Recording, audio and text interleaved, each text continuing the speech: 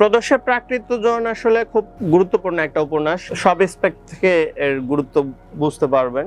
ভাষা বলেন, সাহিত্যমান বলেন, কল্পনা বলেন, ইতিহাস জ্ঞান বলেন, সৃষ্টিশীলতা বলেন, সবকিছু মিলে একটা খুব ভালো প্যাকেজ। মানে ওই সময় নিয়ে তো এত কাজ হয় নাই। আসলে এই অঞ্চলের মানুষদের ভেতরে নিজেদের ইতিহাস নিয়েই কাজ করার অতটা আগ্রহ ছিল না। মানে আজ থেকে 100 বছর আগেও খুব বেশি ইতিহাস লেখা হয় না বাঙালির, এবং বাঙালি মুসলমানের কিংবা বাঙালি হিন্দুরই বলেন। এই অঞ্চলের মানুষদের ইতিহাস এবং নিজেদের অতীত নিয়ে খুব একটা আগ্রহ ছিল না। এইখানে যে গুরুত্বপূর্ণ চরিত্র বসন্ত দাস, সেও একজন মুসলমান ব্যবসায়ীর সাথে পরিচিত হওয়ার আগ পর্যন্ত জানতোই না যে তার অঞ্চলের ইতিহাসকে, অর্থনৈতিক যে সমৃদ্ধি ছিল সেটা কেমন ছিল সে জানতোই না।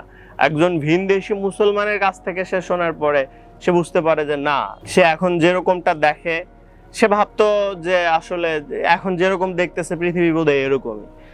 কিন্তু যখন একজন মুসলমানের কাছ থেকে শোনে যে পৃথিবীর অন্যান্য দেশেও গেছে এবং অন্যান্য শাসন ব্যবস্থাও দেখছে, সে যখন বলে যে না, পৃথিবীতে সব থেকে নিকৃষ্ট ব্যবস্থা এখন চলতেছে সেন আমলে, সেন শাসনে, তুমি যেই সময়ে বসবাস করতেছো, তখন বোধোদয় ঘটে।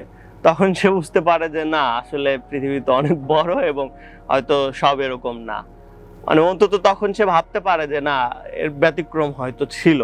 এখানে যেটা বলতেছিলাম যে ওই সময়টা নিয়ে খুব বেশি কাজ হয় নাই। ফিকশনে, ইতিহাসেও খুব বেশি তথ্য পাওয়া যায় না। ফিকশন হিসেবে এটার গুরুত্ব অনেক। সেই দিক দিয়ে প্রদর্শের প্রাকৃত জন একটা খুব গুরুত্বপূর্ণ। আপনি অন্তত আজ করতে পারবেন যে সময়টা কতটা ভয়ঙ্কর ছিল, কতটা মধ্যযুগ যে আসলে কতটা ভয়ঙ্কর, এবং সেন আমল এবং হিন্দুদের শাসন কতটা খারাপ ছিল, এটা আপনি এখানে কিছুটা অনুমান করতে পারবেন। চাইলে আপনি পড়তে পারেন, খুব বেশি বড় না, 200 পৃষ্ঠার মতো একটা উপন্যাস। এতে হয়তো আপনি নতুন কোনো আইডিয়াও পেয়ে যেতে পারেন। Happy reading.